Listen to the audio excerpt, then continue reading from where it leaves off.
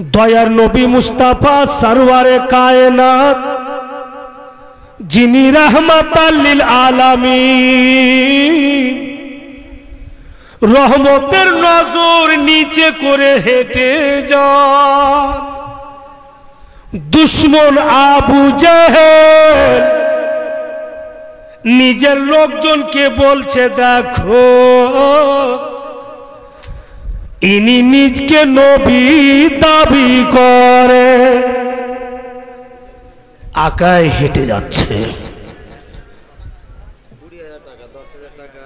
নিজকে নবী দাবি করে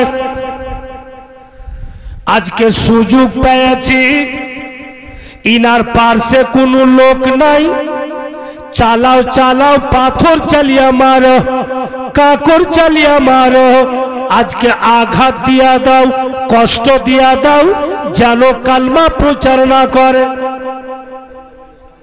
আবু জেহেলের সঙ্গে যারা বৈশা আছে আবু জেহেলকে মানছে আবু জেহেল বাপু যেমনই বললে আবু জেহেল দেখছে যে কেউ পাথর উঠিয়া মারে না দুশ্মন বেঈমান দুরাচার প্রথম পাথর উঠিয়া চালালো যেমনই পাথর চালিয়েছে দয়ার নবী উনার পবিত্র কপালে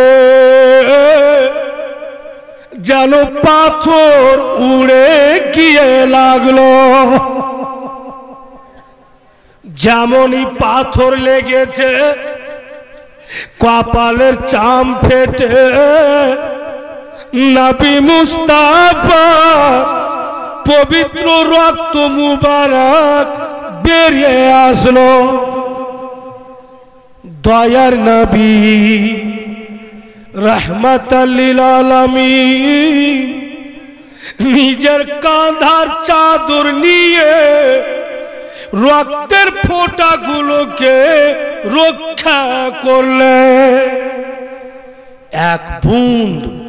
এক বুঁদ ফোঁটা রক্ত জমিনে পড়তে দিলেন না নবী মুস্তাফা ওই সমাতে বাপু একটা বয়স্ক মা বৃদ্ধা মা দূর থেকে দেখছিল হাইরে লাডলা দুলারা যার বাপও নেই যার মাও নেই যে দাদার কাছে ছিল দাদাও নেই আর আজকে বেঈমান আবু জেহেল পাথর মেরে দিলে আজকে কপালের চাম ফাটিয়ে রক্ত বের করে দিলে ইয়াতিম বলে কত অবহেলা করলে দয়ার নবী রক্তকে রক্ষা করে উপ পর্যন্ত শব্দ করলেন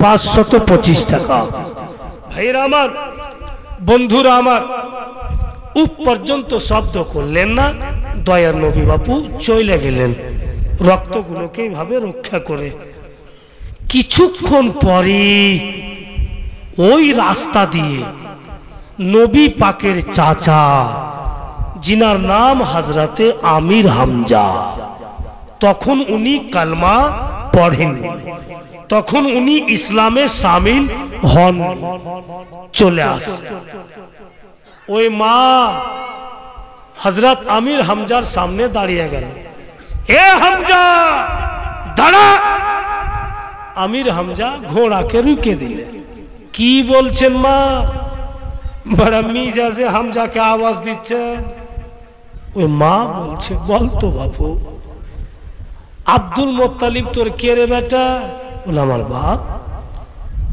আব্দুল্লাহ তোর কে বলে আমার ছোট ভাই আব্দুল্লাহর লাডলা দুলারা তোর কেউ হলো বলে মা কেমন কথা বলছেন কলেজার টুকরা চাঁদে দাগ আছে কিন্তু আমার ভাতিজার চেহারাতে দাগ নেই আমার ভাতিজার মা নেই আমার ভাতিজার বাপ নেই আমার লাডলা দুলারার চেহারা দেখে আমাদের খিদাও মিটে যায় আর কে হলো বলছেন মা ওই মা তখন বলছে বলতো বেটা ওই ছেলেকে কেউ পাথর মেরে রক্ত বের করে দিলে তার বাপ মনে হবে না তার মা বলে মনে হবে না ঠিক থাকলো তোর জীবনে হামজা তুই এত শক্তিশালী চাচা আর আজকে আবু জেহেল পাথর মেরে দিল হযরত আমির হামজা বলছেন, এ মা, কথা দিলাম যে কাজে যাচ্ছিলাম যাব না, আগে আবু জেহেলের কাছে যাব, ওকে মারব, বদলা নিয়ে আমার ভাতিজাকে খুশি করব, তারপরে আমির হামজা মুখে একটি দানা দেবে। ঘোড়া বাপু ঘুরিয়ে দেখছে বেঈমানকে লোকজন নিয়ে বসে আছে। আমির হামজা ঘোড়া থেকে নামলো আর দুশ্মনকে মারছে। তো দুশ্মনের লোক বলছে, সর্দার ধরবো হামজাকে, আমাদের সামনে যে মারছে। তো নাটকবাজি চট করে বলছে, ছেড়ে দে, কিচ্ছু বলিস না, হামজা তো আমার লোক, ওর ভাতিজাকে পাথর মেরেছি, রক্ত বের করে দিয়েছি, আজকে যদি দু চামাটা নাই মারে তো লোকজন তাকে ধিৎকার দিবে, ছাড়, মারলে তো মারলে, হামজা তো আমারই লোক। কেন বলছে যে চাইপা কিছু বলবো আর যদি কালমা পড়ে নেয় তোমার একটা হাত চলে যাবে। আবু জেহেল ওকে মেরে বদলা নিয়ে সরাসরি নবী মুস্তাফার দরবারে। কে? তো চাচা। একদম কথার প্রতি ধ্যান দেন। গিয়া দেখছেন চাচা সাইয়্যিদিনা আবু বকর কাপড়ের পট্টি করে নবী পাকের পবিত্র কপালে বসিয়েছে। চাচা সামনে গিয়ে হাত উঠিয়ে ভাতিজার কপালে রাইখা বলছে, বাপুরে, তোমাকে মেরেছিলাম, আমি আবু জেহেলকে মেরে বদলা নিয়ে আসলাম, বলো তুমি খুশি হলে কিনা? দয়ার নবী চাচার হাতখানা কেটে নে নিজের বুকে চেপে বাচ্চা ছেলের মতো ফুটে ফুটে যেন কাঁদেন। হায়রে আমির হামজা কলেজা ফেটে চুর চুর হয়ে যায়। বাপু তুমি এত কেন কাঁদতে লাগলে? আমি যে মেরে বদলা নিয়ে আসলাম, তুমি কি খুশি হলে না? দয়ার নবী নিচে নজর করে বলছেন, চাচা আমি খুশি হইলাম না। আমির হামজা বলেন, এক মায়ের সঙ্গে ওয়াদা করেছি তোমাকে খুশি করব, বলো বাপু কি এমন কাজ করলে তুমি খুশি হবে? দয়ার নবী চাচার হাতখানা বুকে চেপে বলে, চাচা গো, কালমাটা যদি পড়ে নিতেন আমি খুশি হতাম। যেমনই বলেছে আমির হামজা দয়া নবীকে টেনে আর বুকে চেপে বলছে কালেমা তৈয়ব, লা ইলাহা ইল্লাল্লাহ মুহাম্মাদুর রাসূলুল্লাহ সাল্লাল্লাহু আলাইহি সাল্লাম। হায়রা আমির হামজা আর ভাতিজা বলে না, আর তুই তুকার বলে না। কেন? যে চাচা ভাতিজার রিশতা কেটে গেল আর নবী আর নবীর উম্মত হয়ে গেল। তাই আমির হামজাও ডাকছে ইয়া রাসূলুল্লাহ বলে, আমির হামজাও ডাকছে ইয়া হাবিব আল্লাহ বলে।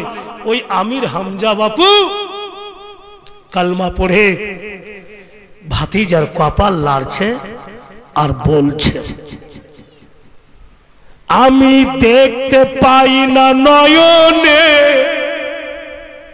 তোমার মতো দয়ারি রসুল সারা ভুবনে।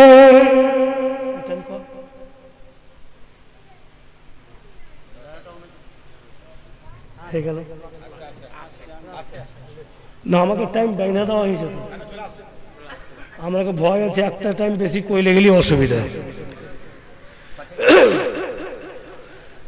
আর সাদারের কথা যদি না বলি তো জবাব দেওয়াই বিপদ। তো যাই হোক, উনি বলছেন, আমি দেখতে পাই না নয়নে তোমার মতো দয়ারি রসুল সারা ভুবনে।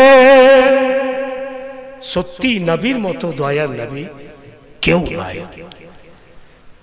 তাই আমির হামজা বলে, কে পাথর মারে, কে পাথর মারে, রক্তের ধারা বয়ে চলে অশ্রু ঝরে দুই নয়নে, ও ভাই সারা ভুবনে।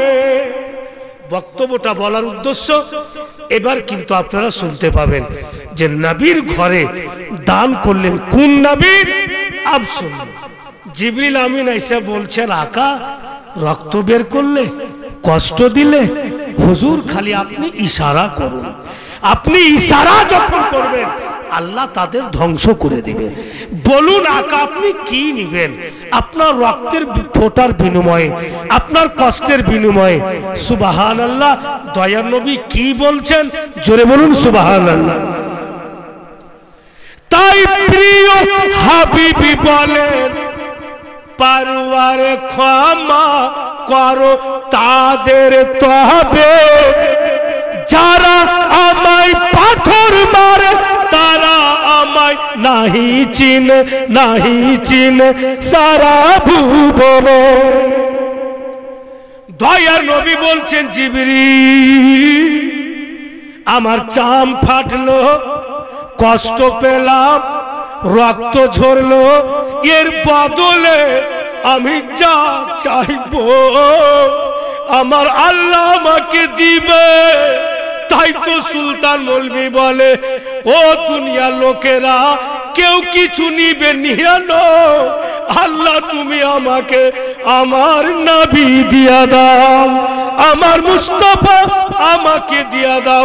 আমার আকা বলেন ও জিবরিল আমি সোনা চাঁদি নিব না, দুনিয়াবি দৌলত নিব না, আমার একটি রক্তের ফোঁটার বিনিময়ে, আমার কষ্টের বিনিময়ে যত আঘাত পেয়েছি, যত রক্ত গিয়েছে সব ভুলে যাব, যেন আল্লাহ আমার উম্মত আর উম্মতি জীবনের গুনাহ খাতার মাগফিরাত করে দাও। এমন আপন কে হবে, এমন আপন নবী কে পেয়েছে? আমরাই পেয়েছি। তাই তো বাপু ভাইরা বন্ধুরা আমার, অহরহ আমি আমার আব্বা জানকেও দেখেছি গুনগুন করে গাইতেন, উনার মুখ শুনেছি, উনি বলতেন কে নূর নবীজির মারিতাবা, চলে বলেন নাই গো সীমানা, নাই গো সীমানা, সারা জগৎ খুঁজে দেখো, সারা জগৎ খুঁজে দেখো, সবই তার দিবানা, নূর নবীজির মারতাবার নাই গো সীমানা, নাই গো সীমানা। সৃষ্টি করিলেন আল্লাহ নবীকে আপন নূরেতে, আর মানব রূপে পাঠালে মক্কারি ভূমিতে, আর নবীর নূরে আলোকিত, নবীর নূরে আলোকিত ये सारा जमाना, नूर नबीजीर मर्तबार নাই গো সীমানা, নাই গো সীমানা। জোরে বলুন সুবহানাল্লাহ। মেঘ ছায়া করে রোদ না লাগে গা,